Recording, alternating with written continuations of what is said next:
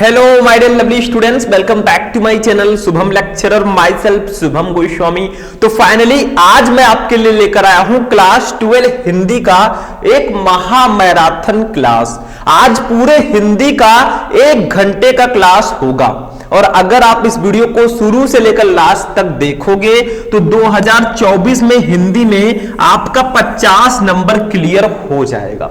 देखिए स्टूडेंट, ऐसी क्लासेज अब मैं आपके लिए ला रहा हूं, मतलब ऐसे क्वेश्चंस को मैं ढूंढ कर ला रहा हूं जो बहुत ही ज्यादा इंपॉर्टेंट है। और जो भी क्वेश्चन मैं इस वीडियो में लेकर आया हूं ये सारे प्रीवियस ईयर पेपर से लिए गए हैं और इस बार आपके बोर्ड एग्जाम में आएंगे। तो भैया ध्यान से इस वीडियो को शुरू से लेकर लास्ट तक देखना, क्योंकि अंतिम घड़ी आ चुकी है और अब हमें हल्ला बोलना है, यानी कि अब हमें अच्छे से तैयारी करनी है, मेहनत करना होगा। तो आज हम पूरे हिंदी को सिर्फ एक वीडियो में कवर करेंगे। और 50 नंबर मैंने क्यों लिखा है? क्योंकि जो आपका हिंदी का खंड का है, ठीक है, खंड का, इस पूरे खंड का को आज हम एक वीडियो में पढ़ेंगे। तो भैया 50 नंबर क्लियर करना है तो ध्यान से इस वीडियो को देखना होगा। लगभग 1 घंटे की क्लास होगी। बैठ जाइए, पानी वानी लेकर बैठ जाइए और देख लीजिए इस क्लास को, नहीं तो बाद में पछताओगे। तो चलिए देखते हैं हम सबसे पहले क्या क्या पढ़ेंगे। देखो ये एक मैराथन क्लास है। अब आपको 10 मिनट 15 मिनट ऐसी क्लासेस देखने से कुछ नहीं होने वाला, क्योंकि अब आपको मेहनत एक्स्ट्रा लेवल की करनी होगी। इतनी एनर्जी लाइए अपने अंदर और इतना मेहनत कीजिए कि इस बार हिंदी में जो हमारा टारगेट है 100 में 99 लाने का या 100 में 100 लाने का, वो आप पूरा कर सकें। ठीक है, आज हम क्या क्या पढ़ेंगे पहले इसको देख लीजिए। इससे पहले मैं आपको 2 लाइन बोलना चाहूंगा कि हिम्मत मत खोना कभी, अभी तो तुझे और आगे जाना है, और जिसने बोला था तुमसे नहीं होगा उनको भी करके दिखाना है। ठीक है, जिसने कहा था भाई तू नहीं ला पाएगा, तू एग्जाम को पास ही नहीं कर पाएगा, उनको भी हम करके दिखाएंगे और इस बार 99 लाएंगे। सिर्फ आप लोग सपोर्ट करते रहे, हम आपको सपोर्ट कर रहे हैं, आप हमको सपोर्ट कीजिए। ठीक है, देखिए हम क्या क्या पढ़ेंगे इस वीडियो में। टोटल 6 टॉपिक हम पढ़ेंगे। सबसे पहले हिंदी के बहुविकल्पी प्रश्नों को पढ़ेंगे, 10 नंबर का ये आता है। और मैंने इस वीडियो में ऐसे क्वेश्चंस को लिया है जो महारथी हैं, मतलब कई बार आपके एग्जाम्स में आए हैं। ठीक है, दूसरा देखो महत्वपूर्ण गद्यांश को पढ़ेंगे, 10 नंबर का ये भी आता है। हम जानेंगे गद्यांश कौन सा जो सबसे इंपॉर्टेंट गद्यांश है वो मैंने इस वीडियो में लिया है, और गद्यांश को कैसे हम एग्जाम में सॉल्व करेंगे वो भी हम आपको बताएंगे। टेंशन मत लीजिए भैया, हम है ना। तीसरा देखिए हम महत्वपूर्ण पद्यांश पढ़ेंगे, 10 नंबर का ये भी आता है। एक ऐसे पद्यांश को मैंने लिया जो बहुत ज्यादा इंपॉर्टेंट है, मतलब ये जो क्वेश्चन मैं लेकर आया हूं सारे के सारा प्रीवियस ईयर पेपर से है, तो ध्यान देना, नहीं तो बाद में पछताना पड़ेगा। एक भी मिनट आपको मिस नहीं करना। फिर हम पढ़ेंगे लेखक का जीवन परिचय, 5 नंबर का आता है, और मैंने ऐसे लेखक को लिया है जो ट्रेंडिंग में है। फिर हम पढ़ेंगे कवि का जीवन परिचय 5 नंबर का। फिर हम पढ़ेंगे पंचलाइट कहानी 5 नंबर का। ठीक है, और एक इसमें खंड काव्य होता है। ठीक, टोटल मिलाकर आपका 50 नंबर के टॉपिक आज के इस वीडियो में कवर करेंगे। वीडियो थोड़ा सा लंबा होगा लेकिन ध्यान से समझोगे तो सब कुछ हो जाएगा। तो चलिए स्टार्ट करते हैं। सबसे पहले हम पढ़ते हैं हिंदी के बहुविकल्पीय प्रश्नों को, मतलब हम शुरू से लेकर एक एक टॉपिक को पढ़ते चलेंगे।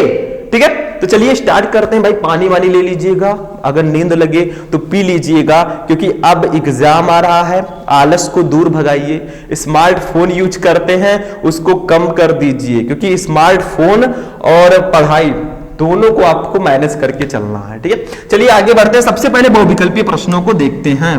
तो देखिए स्टूडेंट, हमारा जो ऑब्जेक्टिव क्वेश्चन है हिंदी का, मैंने 10 ऑब्जेक्टिव क्वेश्चन इस वीडियो में लिया है और टॉप 10 मैंने लिया है जो सबसे ज्यादा इंपॉर्टेंट है। और मैंने आपको ऑब्जेक्टिव क्वेश्चन तो अलग से भी पढ़ा रखे हैं, काहे ले रहे हो tension.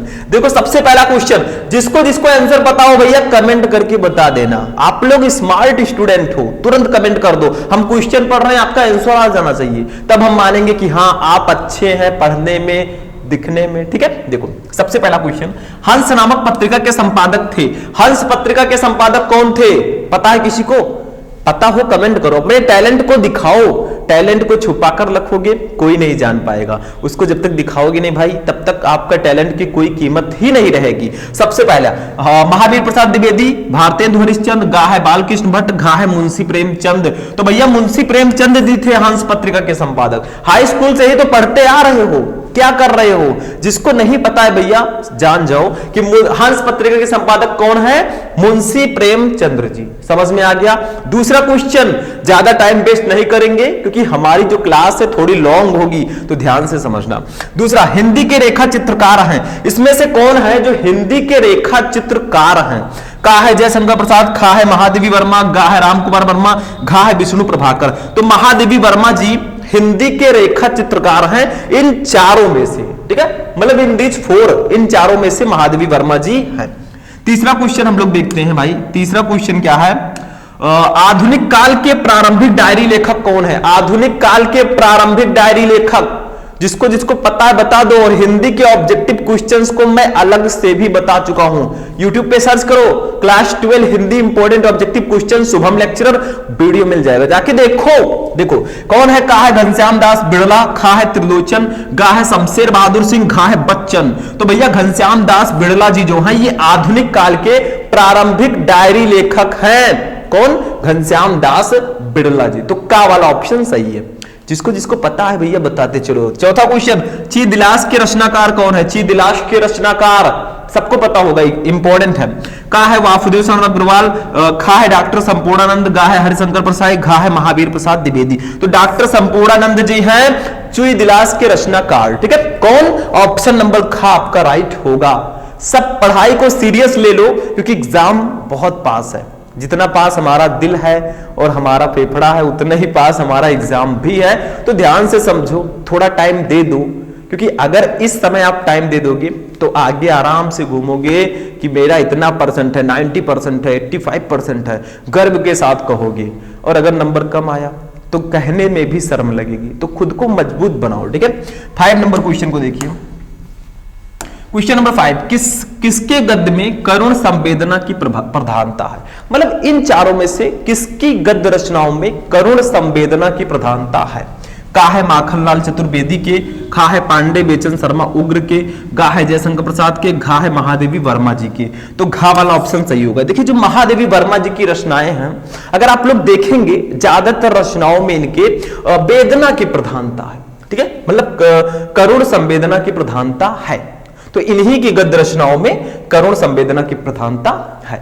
Next question 6 number, Olga से गंगा कहानी संग्रह है। ओल्गा से गंगा, इसको किसने लिखा है? इस कहानी को किसने लिखा है? पता है कि नहीं पता है? होना चाहिए, बहुत इंपॉर्टेंट है। का है जैनेन्द्र कुमार, खा है यशपाल का, गा है राहुल सांकृत्यायन का, घा है प्रेमचंद का। भैया ये राहुल सांकृत्यायन जी का कहानी संग्रह है ओल्गा से गंगा, और काफी ज्यादा इंपॉर्टेंट भी है, ये मैं पहले बता देता हूं, ठीक है। नेक्स्ट क्वेश्चन देखते हैं। नेक्स्ट क्वेश्चन देखिए 7 नंबर, राम वृक्ष बेनीपुरी की रचना है। इसमें से कौन सी रचना है जो राम वृक्ष बेनीपुरी जी की है? आपके 12th में इनका चैप्टर है राम वृक्ष बेनीपुरी जी का, तो भैया पढ़ लो, ठीक है। शायद नहीं होगा, मैत्री शरण गुप्त जी का है, ठीक है। का है ओल्गा से गंगा तक, गा है वाग विलास, गा है पतितों के देश, और घा है चिंतामणि। तो गा वाला ऑप्शन सही होगा। पतितों के देश में ये राम वृक्ष बेनीपुरी जी की रचना है, पतितों के देश में, ये याद रखिएगा। इन दिस 4, मतलब इन चारों में से ये रचना राम वृक्ष बेनीपुरी जी की है। 8 नंबर क्वेश्चन, पृथ्वीपुत्र और माता भूमि नामक निबंध संग्रह के लेखक रचनाकार हैं। मतलब पृथ्वीपुत्र और माता भूमि, इन निबंध के रचनाकार कौन है? किसको किसको पता है? अरे भैया फर्स्ट चैप्टर जो हमारा है राष्ट्र का स्वरूप, उसके लेखक है वासुदेव शरण अग्रवाल जी की, और ये जो रचना है ये हमारे वासुदेव शरण अग्रवाल जी की ही रचना है। तो खा वाला ऑप्शन बिल्कुल सही होगा। तो ध्यान रखो, ये सारी चीजें जो आपके चैप्टर में लेखक और कवि हैं उनको पढ़ लो, काम हो जाएगा। ज्यादातर ऑब्जेक्टिव उन्हीं से रिलेटेड आते हैं। आगे बढ़ते हैं, 9 नंबर क्वेश्चन पे हम लोग चलते हैं। देखो डॉक्टर हजारी प्रसाद द्विवेदी का उपन्यास है, इसमें से कौन सा उपन्यास डॉक्टर हजारी प्रसाद द्विवेदी जी का है? अब डॉक्टर हजारी प्रसाद द्विवेदी जी का एक चैप्टर है अशोक के फूल, हमारे 12th में है। इनका जीवन परिचय पढ़ लो, इसका आंसर बहुत आसानी से दे दोगे। एक तीर से डबल निशाना, आपने जीवन परिचय भी याद कर दिया, उनकी रचनाओं को भी पढ़ लिया और ऑब्जेक्टिव क्वेश्चन का भी आंसर दे दिया। तो क्यों ना पढ़ ले भाई, बैठे बैठे क्या करें, करना है कुछ काम। ठीक है, देखो का है त्याग, खा है भूले बिसरे चित्र, गा है अनामदास का पोथा, घा है सूरज का 7वां घोड़ा। तो इसका गा वाला ऑप्शन सही होगा, अनामदास का पोथा। इसमें से जो अनामदास का पोथा है ये हजारी प्रसाद द्विवेदी जी का उपन्यास है। याद रखो, लिख लो, चाहे दिमाग में रख लो, लेकिन इसको जानना होगा। नेक्स्ट क्वेश्चन 10 नंबर, ज्ञानोदय पत्रिका के संपादक थे। ज्ञानोदय के संपादक कौन है बताइए, काफी इंपॉर्टेंट है। का है डॉक्टर संपूर्णानंद, खा है पंडित महावीर प्रसाद द्विवेदी, गा है कन्हैयालाल मिश्र प्रभाकर, घा है रामवृक्ष बेनीपुरी। तो गा वाला ऑप्शन सही है। कन्हैयालाल मिश्र प्रभाकर जी जो हैं ये ज्ञानोदय पत्रिका के संपादक हैं। तो ये आपके टॉप 10 ऑब्जेक्टिव क्वेश्चंस थे। आई होप कि आपको समझ में आए होंगे। और आप कमेंट करो कि आपको कितने क्वेश्चन इसमें से पता थे। एक क्वेश्चन मैं आपसे करता हूं जिसका आंसर आप लोग कमेंट बॉक्स में दीजिए। कला और बूढ़ा चांद ये किसकी रचना है? जल्दी जल्दी आंसर दो क्योंकि एग्जाम आ रहे हैं करीब, और इसका आंसर देखते हैं कितने स्टूडेंट सही देते हैं। कला और बूढ़ा चांद ये किसकी रचना है?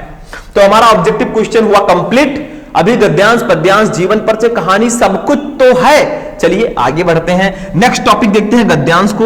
अब देखिए स्टूडेंट, हमारा जो नेक्स्ट टॉपिक है ये है महत्वपूर्ण गद्यांश, और बहुत ही इजी टॉपिक है। मैं इसको बिल्कुल हलवा समझता हूं, मतलब बहुत इजी समझता हूं। क्यों? क्योंकि भैया ये गद्यांश है। आपको क्या किया जाएगा, ये गद्यांश इतना बड़ा दे दिया गया, ठीक है, 10 नंबर का आता है और बहुत इजी होता है। देखो इसके नीचे 5 क्वेश्चन दिए जाएंगे, इसी से रिलेटेड 5 क्वेश्चन आपको दे दिए गए। पांचों का आंसर दो, 10 नंबर ले जाओ। एक एक क्वेश्चन के लिए आपको 2-2 नंबर मिलेंगे। ये 2 नंबर, ये 2, 2, 2 और 2, 2, ये 5, सॉरी ये नहीं रहेगा, ये अथवा लगा है, ठीक है। तो इससे 5 आपको क्वेश्चन दिए गए, 10 नंबर आपका कंप्लीट। लेकिन कब होगा? जब आप इस गद्यांश को खूब ध्यान से पढ़ेंगे। देखो ये हमारा महत्वपूर्ण गद्यांश है, पहले इसको खूब प्यार से पढ़ना है, फिर इसके नीचे 5 क्वेश्चन रहेंगे इसी गद्यांश से संबंधित, उसका आंसर देना है और 10 नंबर एग्जामिनर से ले लेना है, ठीक है, जबरदस्ती नहीं।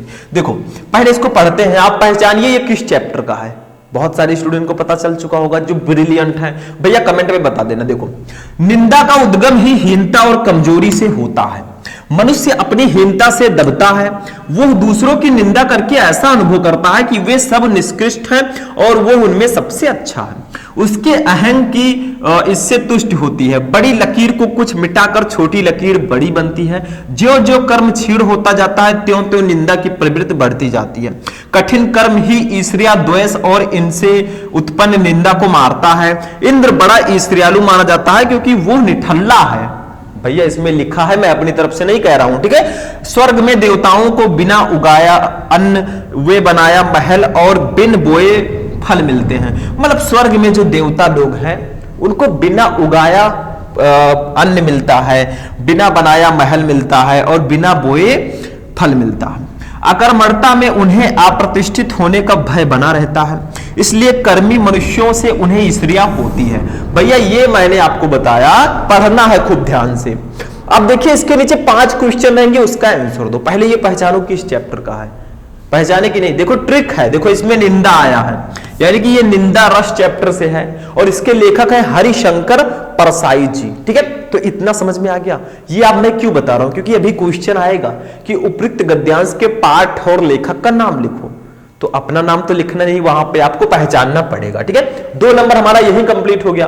बाकी क्वेश्चन का आंसर इसी में दिया गया है। देखो अब एक एक क्वेश्चन का आंसर हम लिखेंगे, ध्यान से समझना।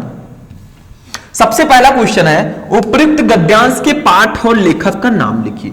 लिख दो भैया संदर्भ हेडिंग डाल के कि प्रस्तुत गद्यांश हमारी पाठ्य पुस्तक हिंदी गद्य के एवं ऐसे आपको भी मैं बताऊंगा कैसे लिखना। दूसरा, रेखांकित अंश की व्याख्या करो। देखिए यहां पे जो आपकी लाइनें हैं, यहां से लेकर यहां तक, इसके नीचे देखो रेखाएं हैं, ठीक है, मतलब लाइनिंग है, तो इसकी व्याख्या करनी है अपने शब्दों में।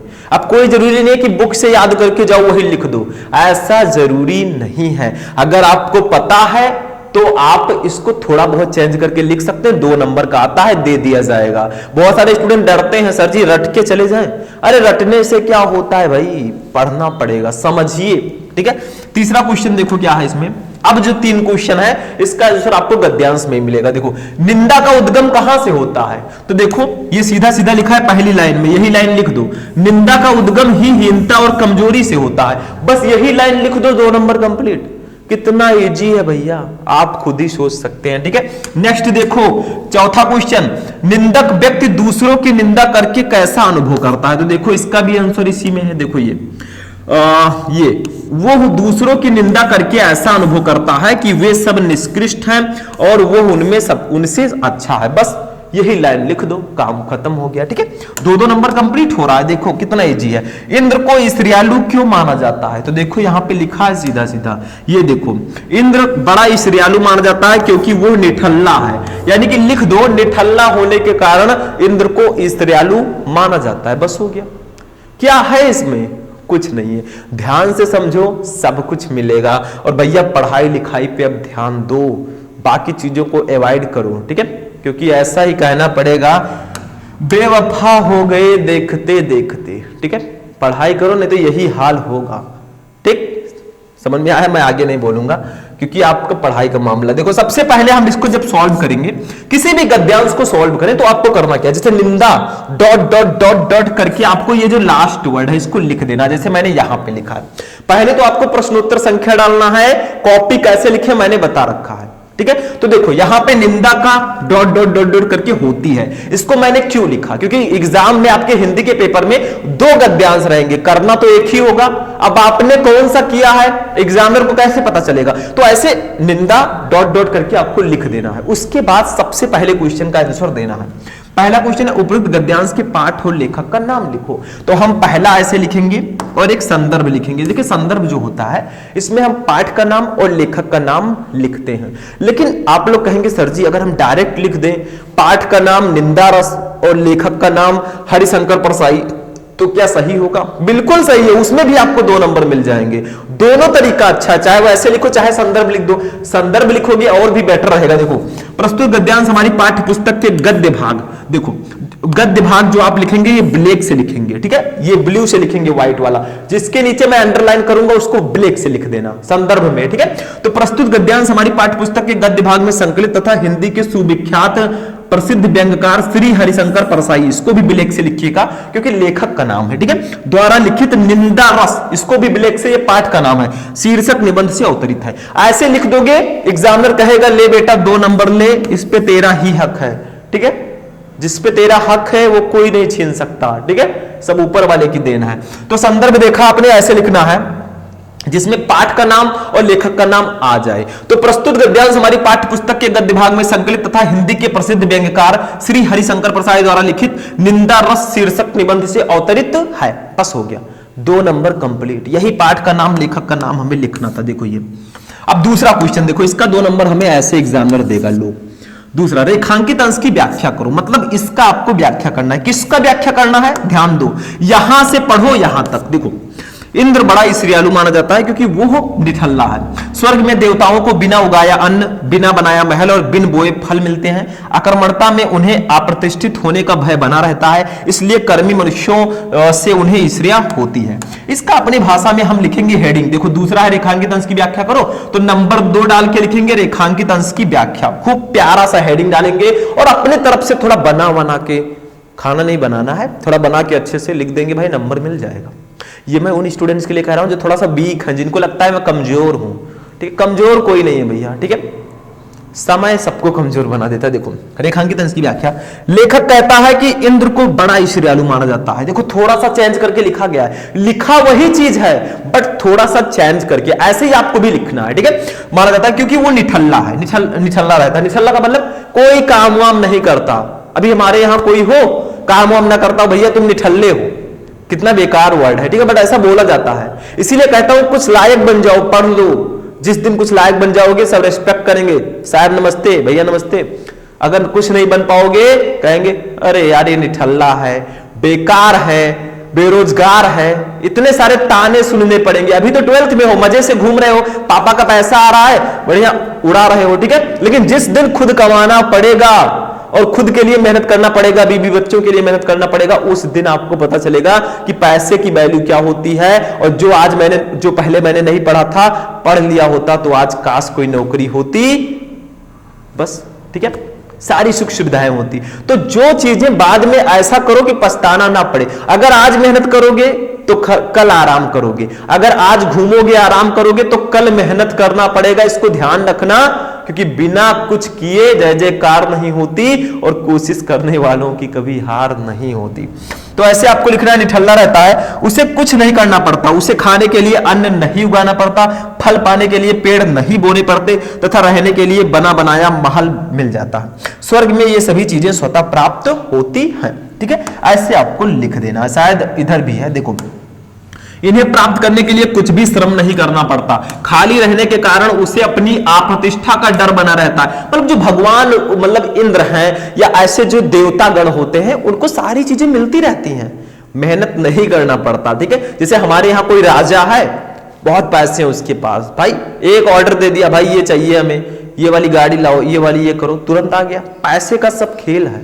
ठीक है, जब तक आपके पास है पैसा, लोग पूछेंगे भाई है तू कैसा। ठीक है, देखो, इसलिए वो किसी तपस्वी को तपस्या करते देखकर, किसी कर्मठ व्यक्ति को श्रेष्ठ कर्म करते देखकर ही भयभीत हो जाता है कि कहीं ये अपनी कर्मठता से मेरे पद को न छीन ले आता, वह उससे ईर्ष्या करने लगता है। इंद्र को बहुत ईर्ष्यालु माना जाता है, मतलब वो सोचता है इतने अच्छे अच्छे कर्म करेंगे तो वो मेरा पद ना छीन ले। ठीक है, मैं प्रधानमंत्री हूं तो मेरा पद छीनकर मुझे मुख्यमंत्री ना बना दे, मतलब ऐसा माना जाता है। ठीक है, तो ये आपका हो गया। इसके बाद देखो नेक्स्ट क्वेश्चन, अब जो 3 क्वेश्चन है ये इजी है। देखो, निंदा का उद्गम कहां से होता है, तो ये देखो, निंदा का उद्गम ही हीनता और कमजोरी से होता है। तो तीसरा ऐसे लिख देंगे, तीसरा, निंदा का उद्गम हीनता और कमजोरी से होता है। देखो, एक लाइन के लिए आपको 2 नंबर मिला, मतलब कहीं खुशी तो कहीं गम, कहीं बड़ा लिखना पड़ेगा तो कहीं छोटा लिखना पड़ेगा, नंबर 10 मिलेंगे पूरे के पूरे। नेक्स्ट देखो, चौथा क्वेश्चन देखो, यहां पे निंदक व्यक्ति दूसरों की निंदा करके कैसा अनुभव करता है। तो देखो यहां पे लिखा है ये निंदा का उद्गम ही हीनता और कमजोरी से होता है। मनुष्य अपनी हीनता से दबता है, वो दूसरों की निंदा करके ऐसा अनुभव करता है कि वे सब निष्कृष्ट हैं और वो उनसे अच्छा है। तो यही लिख दो। देखो, निंदक व्यक्ति दूसरों की निंदा करके ऐसा अनुभव करता है कि वे सब निष्कृष्ट हैं और वो उनसे अच्छा है, बस हो गया। ठीक है, 5वां देखो, इंद्र को ईर्ष्यालु क्यों माना जाता है। तो देखो यहां पे लिखा है सीधा सीधा, इंद्र बड़ा ईर्ष्यालु माना जाता है क्योंकि वो निठल्ला है। तो इसको लिख देंगे ऐसे, निठल्ला होने के कारण इंद्र को ईर्ष्यालु माना जाता है। तो सारे के सारे 10 बाई 10 ऐसे एग्जामिनर देगा, लो बेटा ये लो। ठीक है, कोई नंबर नहीं काटेगा भाई, आपसे दुश्मनी नहीं है एग्जामिनर की। अगर आप अच्छे से लिखेंगे, सुंदर लिखेंगे तो आपको पूरे नंबर मिलेंगे, अगर लापरवाही करेंगे तो नंबर कटेगा, ये तो क्लियर है। ठीक है, तो हो गया हमारा गद्यांश भी। अब हम लोग चलिए देखते हैं महत्वपूर्ण पद्यांश को, और पद्यांश जो होता है वो गद्यांश के अकॉर्डिंग थोड़ा सा समझने लायक टॉपिक होता है। ठीक है, इतना इजी वो नहीं होता। चलिए देखते हैं गद्यांश कंप्लीट। नेक्स्ट टॉपिक पद्यांश। अब देखिए स्टूडेंट, हमारा जो नेक्स्ट टॉपिक है ये है महत्वपूर्ण पद्यांश। हम एक ऐसे पद्यांश को लेकर आए हैं जो काफी ज्यादा इंपॉर्टेंट है। अब ये किस चैप्टर का है इसको पहचानना आपका काम है, पहचानिए, तब तक हम आपको बता रहे हैं। देखो, पद्यांश भी जो आपका होता है ये भी 10 नंबर का ही आता है। ठीक है, गद्यांश की तरह, और लगभग उसी तरह इसका प्रोसेस भी होता है। मतलब यहाँ पे पद्यांश आपको दे दिया गया, इसके नीचे 5 क्वेश्चन रहेंगे। देखो 5 क्वेश्चन है, लगभग उसी तरह ये भी है। उपरोक्त गद्यांश के पाठ और लेखक का नाम लिखिए, पद्यांश है यहाँ पे। ठीक है, रेखांकित अंश की व्याख्या कीजिए, इन 2 लाइनों का व्याख्या करना है।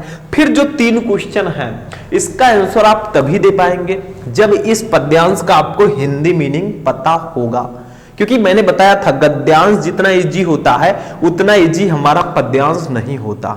बट कुछ भी हार्ड नहीं है, nothing is impossible in life, हम कुछ भी कर सकते हैं। अभी इसको हम सॉल्व कर देंगे। देखो पहले इसको पढ़ते हैं, इसको थोड़ा सा मैं आपको समझा देता हूं, और ये किस चैप्टर का है इसको भी जान लेते हैं। देखो पढ़िए थोड़ा सा। तदंतर बैठी सभा उटज के आगे, नीले बितान के तले दीप बहु जागे, टकटकी लगाए नयन सूर्यों के थे वे, परिणामोत्सुक उन भयातुरों के थे वे, उत्फुल्ल करौंदी कुंज वायु रह रहकर, करती थी सबको पुलक पूर्ण मह महकर, वो चंद्रलोक था कहाँ चांदनी वैसी, प्रभु बोले गिरा गंभीर निर्निध जैसी। देखिए ये जो हमारा है ये कैकेयी का अनुताप जो चैप्टर है जिसके कवि है मैथिली शरण गुप्त जी, ये उसी से लिया गया है। ठीक है, ये पद्यांश। अब आप लोग कहेंगे सर जी पवन दूतिका था, श्रद्धा मनु था, ये सब चैप्टर भी तो बहुत इंपॉर्टेंट थे, इसका क्यों नहीं लिया? देखिए ये कोई हिंदी का पहला क्लास नहीं है, इससे पहले भी मैंने आपको हिंदी के क्लासेस प्रोवाइड कराई हैं, मैराथन क्लासेस भी दी हैं, तो उसमें मैंने उन सारी चीजों को बताया है। पवन दूतिका, श्रद्धा मनु, गीत, इन सब के पद्यांश को मैं बता चुका हूं। आज कुछ नया करते हैं, ये पद्यांश भी काफी ज्यादा इंपॉर्टेंट है। ये कब की घटना है? जब श्री राम जी को वनवास होता है और भरत और अयोध्या के कुछ वासी उनसे मिलने जाते हैं। कहां? पंचवटी, जहां श्री राम जी की कुटिया होती है, तभी की बात है। तो देखो क्या हो रहा है, ध्यान से समझना। तदंतर बैठी सभा उटज के आगे, मतलब जो भरत जी हैं वो श्री राम जी को लेने के लिए जाते हैं, लेकिन वो नहीं आते क्योंकि पिताजी से उन्होंने वचन दिया था कि 14 वर्ष के वनवास पे वो जा रहे हैं।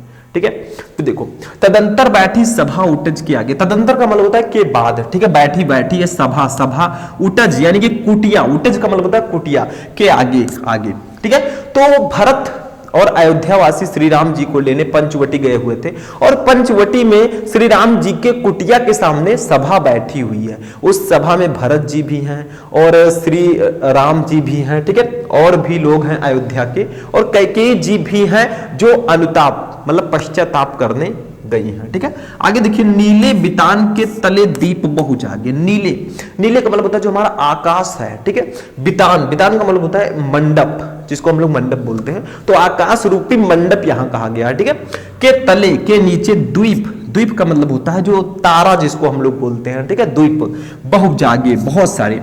तो वहां पे ऐसा लग रहा है कि आकाश रूपी मंडप के नीचे बहुत सारे तारे जगमगा रहे हों, मतलब जो वहां पे लोग बैठे हैं उनको तारों से उनकी तुलना की गई है। ठीक है, कि जब श्री राम जी से के कुटिया के आगे जो सभा बैठी हुई है वो ऐसा लग रहा है कि आकाश रूपी मंडप के नीचे बहुत सारे तारे जगमगा रहे हों। ठीक है, आगे देखिए।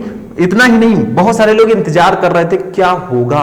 ठीक है, देखो राम जी आएंगे कि नहीं आएंगे वनवास को त्याग कर। देखो टकटकी लगाए नयन सुरों के थे वे, और कुछ देवतागण थे जो टकटकी लगाकर देख रहे थे, मतलब नजरे गड़ाए हुए थे। देखो टकटकी लगाए मतलब टकटकी लगाए, एक टक से देख रहे थे कि नयन, नयन का मतलब होता है आंखें, सुरों के थे वे। ठीक है, मतलब जो देवतागण हैं, तो जो देवतागण हैं वो भी नजरे गड़ाए हुए देख रहे थे ये सारी चीजें। ठीक है, कहां से? आसमान से। ठीक है, आगे देखिए। परिणामोत्सुक उन भयातुरों के थे, परिणामोत्सुक मतलब वो परिणाम के लिए उत्सुक थे कि क्या होगा, क्या राम जी आएंगे या फिर भरत से कुछ ऐसा वैसा कहेंगे। वो लोग भी बहुत ज्यादा एक्साइटमेंट थे कैसा रिजल्ट आएगा। ठीक है, उन भयातुरों के थे, भयातुरों का मतलब होता है डर, डरे हुए, भयभीत होना। ठीक है, और वो इस बात को लेकर भी डरे हुए थे कि कहीं भरत जी के जाने का श्री राम जी कुछ और अर्थ ना निकाल लें और उनको कुछ बोल दें। लेकिन श्री राम जी कितने महान थे वो आपको भी पता है। ठीक है, आगे देखिए क्या थी वहां का कैसा दृश्य था। देखो उत्फुल्ल, उत्फुल्ल का मतलब होता है प्रसन्न। करौंदी कुंज, करौंदी कुंज का मतलब होता है करौंदे का बगीचा। ठीक है, वहां पे करौंदे का बगीचा था। करौंदा आपको पता होगा। ठीक है, वायु रह रहकर, जिससे जो वायु है वो रह रहकर आ रही थी। ठीक है, मतलब वहां पे करौंदे का बगीचा था, उसमें पुष्प खिले हुए थे और उस पुष्प से जो वायु है वो रह के आ रही थी, सुगंधित वायु। ठीक है, और देखिए करती थी सबको पुलक पूर्ण महमह कर, यानी कि करती थी और वो सबको कर रही थी पुलक, पुलक पूर्ण यानी कि प्रसन्न। ठीक है, बहुत ज्यादा खुश।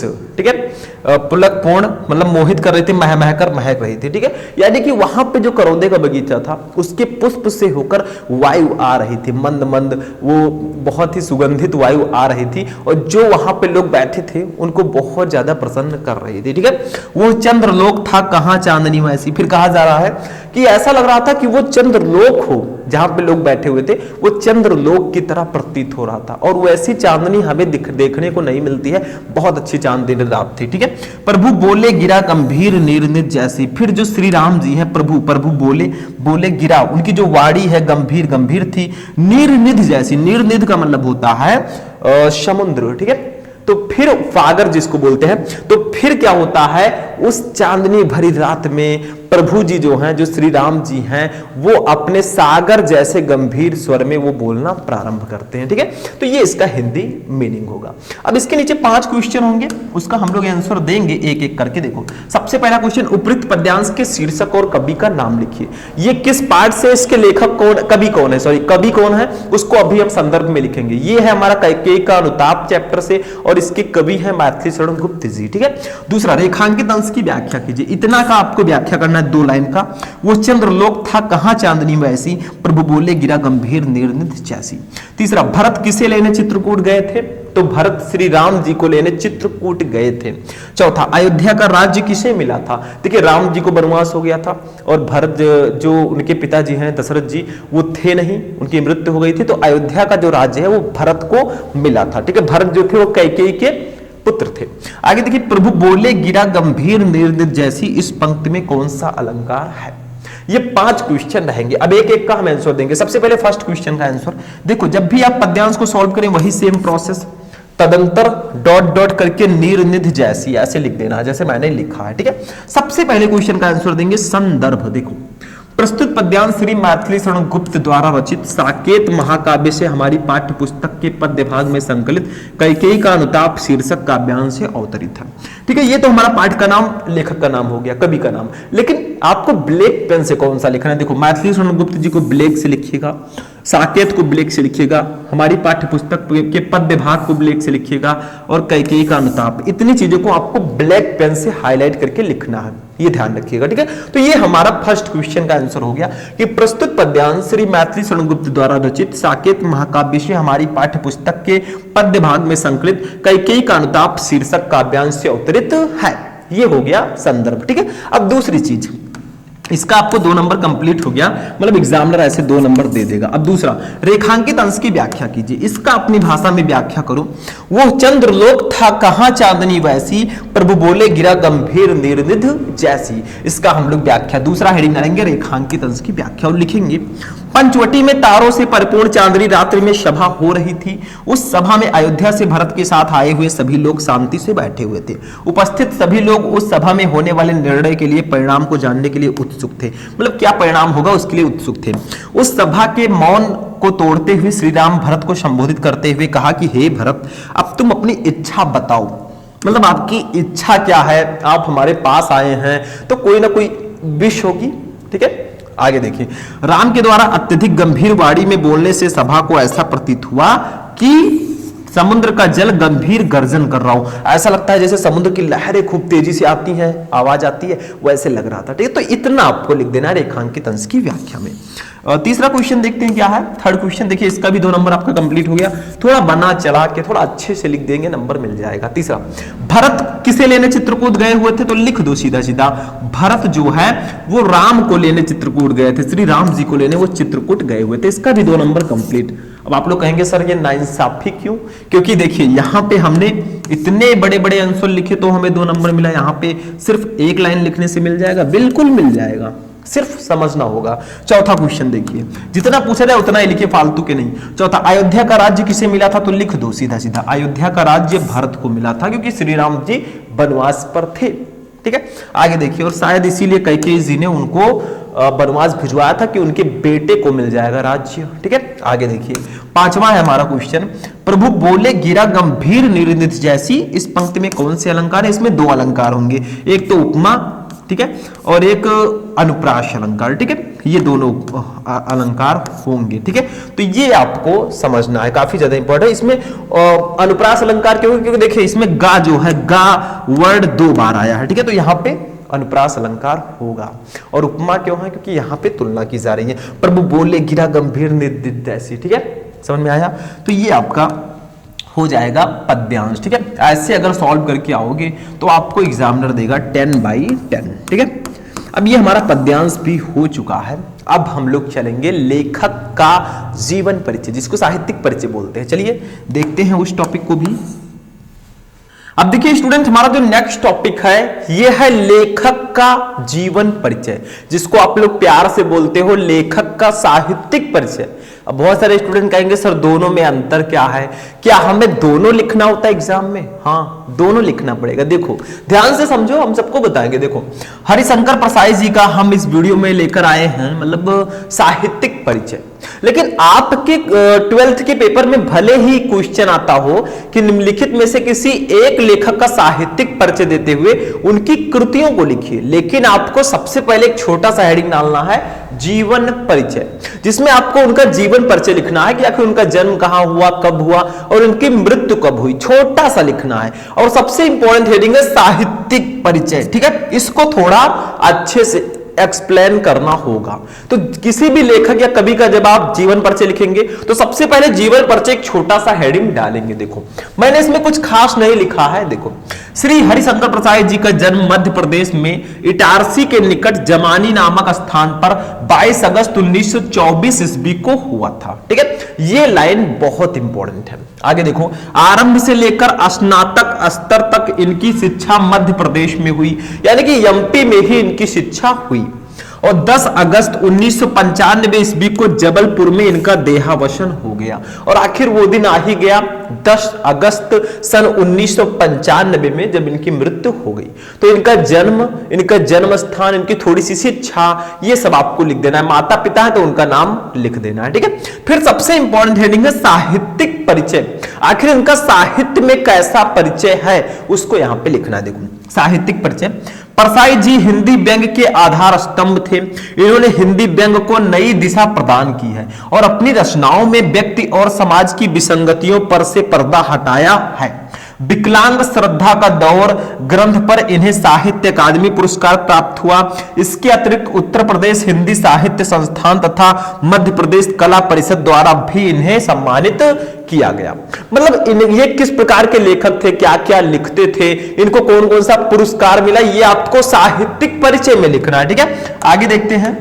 तो ये हमारा हो गया, थोड़ा और लिख दीजिएगा साहित्यिक परिचय में। इन्होंने कथाकार, उपन्यासकार, निबंधकार तथा संपादक के रूप में हिंदी साहित्य की महत्व सेवा की। ठीक है, महान सेवा की। मतलब ये कथाकार थे, उपन्यासकार, निबंधकार, संपादक के रूप में इन्होंने सेवा की। तो इतनी सारी चीजें आपको साहित्यिक परिचय में लिखनी है। अब रचनाओं पे आते हैं। देखो प्रसाद जी अपनी, देखिए रचनाएं, प्रसाद जी अपनी कहानियों, उपन्यासों तथा निबंधों में व्यक्ति और समाज की कमजोरियों, विसंगतियों और आडंबरपूर्ण जीवन पर गहरी चोट करते हैं। इनकी प्रमुख रचनाएं निम्न है। देखो कहानी संग्रह में हंसते हैं, रोते हैं, जैसे उनके दिन फेरे। उपन्यास में रानी नाथफनी की कहानी तट की खोजिए, इनकी उपन्यास है। निबंध संग्रह में तब की बात और थी, भूत के पांव पीछे, बेईमानी की परत, पगडंडियों का जमाना, सदाचार का ताबीज, शिकायत मुझे भी है और अंत में। इतनी सारी इनकी निबंध संग्रह हैं। तो ये हो गए इनकी रचनाएं। हेडिंग डाल के खूब प्यार सा सुंदर सा लिख देना है भैया, आपको 5 नंबर पूरे मिल जाएंगे। ठीक है, तो ये हो गया इनका रचना। हमने जीवन परिचय जाना, साहित्यिक परिचय जाना, इनकी रचनाओं को जाना। 80 शब्दों में लिखना है तो अपने अकॉर्डिंग मैनेज करके लिखिएगा, क्योंकि पूरा पेपर आपको सॉल्व करना होगा। ठीक है, आगे देखते हैं इन्हीं का है या किसी दूसरे का है। ये देखिए, अब हम लोग आते हैं जयशंकर प्रसाद जी के जीवन परिचय पर। देखिए हमने लेखक को तो जान लिया, लेकिन कवि को भी जानना जरूरी है, क्योंकि 5 नंबर का लेखक का साहित्यिक परिचय और 5 नंबर का कवियों का आता है, तो इनको भी जानते हैं। देखो सबसे पहले जीवन परिचय एक छोटा सा खूब प्यारा सा हेडिंग डालेंगे और लिखेंगे, वही सेम प्रोसेस जो मैंने अभी लेखक में बताया था। जयशंकर प्रसाद का जन्म काशी के एक प्रतिष्ठित वैश्य परिवार में सन 1889 ईस्वी में हुआ था। ये तो आपको पहले से ही याद होगा, हाई स्कूल में पढ़े थे जयशंकर प्रसाद का जीवन परिचय। ठीक है, इनके पिता का नाम देवी प्रसाद था। प्रसाद जी की प्रारंभिक शिक्षा घर पर ही हुई। सन 1937 ईस्वी में अल्प अवस्था में ही क्षय रोग से ग्रस्त होकर स्वर्ग सिधार गए। तो ये इनका हो गया जीवन परिचय। इनका जन्म कहां हुआ, शिक्षा कहां हुई, इनकी मृत्यु, बस हो गया। ठीक है, अब आते हैं साहित्यिक परिचय पर। देखो श्री जयशंकर प्रसाद छायावाद के प्रवर्तक, नाटककार, कथाकार और नायक तथा उपन्यासकार भी थे। विशुद्ध मानवतावादी दृष्टिकोण वाले प्रसाद जी ने अपने काव्य में आध्यात्मिक आनंदवाद की प्रतिष्ठा की है। प्रेम और सौंदर्य इनके काव्य के प्रमुख विषय रहे हैं। मतलब प्रेम और सौंदर्य, लव एंड ब्यूटी, ठीक है, ये मेन विषय रहे हैं इनके काव्य के। किंतु मानवीय संवेदना उनकी कविता का प्राण है। प्रसाद जी ने नाटक, उपन्यास, कहानी, निबंध आदि सभी साहित्यिक विधाओं पर अपनी लेखनी चलाई और अपने कृतित्व से अलंकृत किया। तो ये इनका साहित्यिक परिचय हो गया। इनकी रचनाओं को समझते हैं भाई, ठीक है। क्लास हमारी बहुत इंपॉर्टेंट है, ध्यान से समझना सारी चीजें। रचनाएं, जयशंकर प्रसाद की रचनाएं निम्न है। देखो काव्य ग्रंथ में इन्होंने लिखा है कामायनी, आंसू लहर झरना, बहुत ही फेमस रचना है। कामायनी महाकाव्य है, आपको पता होगा कितनी फेमस, कितनी प्रसिद्ध रचना है जयशंकर प्रसाद जी की। कहानी में आकाशद्वीप, इंद्रजाल, प्रतिध्वन, आंधी, ये इनकी कहानियां हैं। उपन्यास में कंकाल, तितली, इरावती। इरावती जो है वो इनकम्प्लीट है, पूरी रचना नहीं हुई थी। निबंध में काव्य और कला तथा अन्य निबंध, चंपू में प्रेम राज, ये इनकी सारी रचनाएं हैं, ठीक है। तो हमने लेखक का जीवन परिचय जाना, कवि का जीवन परिचय जाना। अब चलिए कहानी पे चलते, स्टोरी, ठीक है। चलिए नेक्स्ट टॉपिक देखते हैं।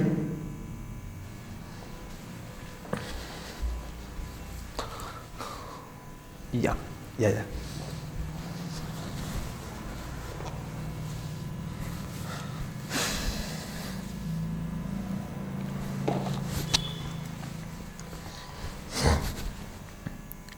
देखिए स्टूडेंट, हमारा जो नेक्स्ट टॉपिक है वो है पंचलाइट कहानी का उद्देश्य।